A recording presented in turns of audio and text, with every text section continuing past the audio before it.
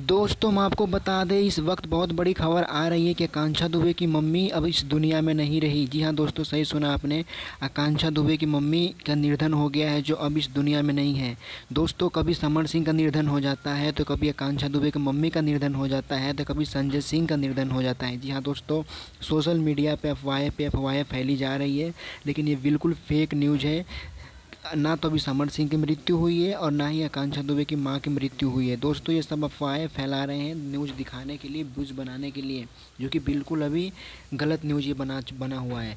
दोस्तों, हम आपको बताना चाहेंगे कि आकांक्षा दुबे केस मामले में आकांक्षा दुबे के मां यानी कि मधु दुबे ने ये दावा किया था और ये साबित किया था कि समर सिंह ही गुनहगार है जिसने मेरी बेटी को मारा है।